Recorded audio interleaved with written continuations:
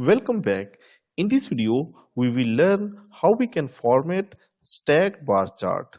In the previous video, we have already learned how we can develop such stacked bar chart in Microsoft Excel.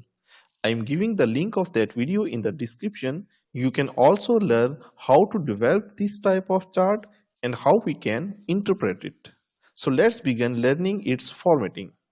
Don't forget to subscribe now and press the bell icon for more videos. So here you can see that whenever I have to format it, I will click anywhere on the chart.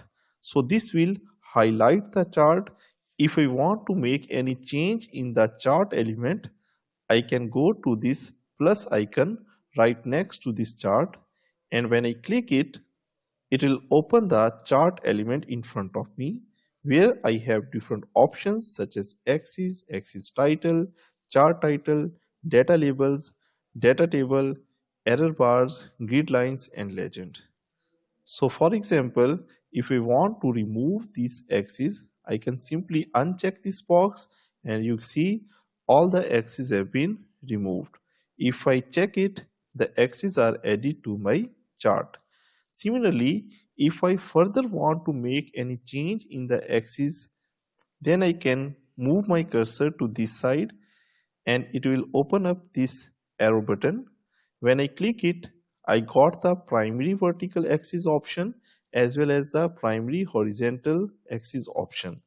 So again, if I uncheck this primary vertical axis, the vertical axis will be gone, and if I check it, it will be included in my chart.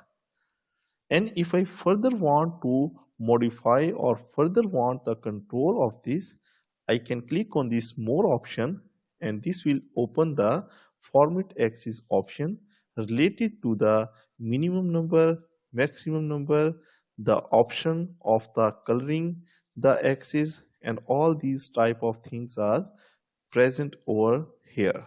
So we can do whatever we want depending upon our conditions. And these options are present for all the chart elements. So I can check any chart element and the element will be included in my chart. Then I can change it as per my condition, and in this way I can easily format it. After adding all the chart element as per our condition, again I will select this chart, and if now I want to change some font size, font style, then again I have to go to the home tab, and under the home tab I can change the font type to anything that I want. And here I also have the option of changing the font size. So when I change the font size, the size of the font is changing correspondingly. I'm going to change the font style.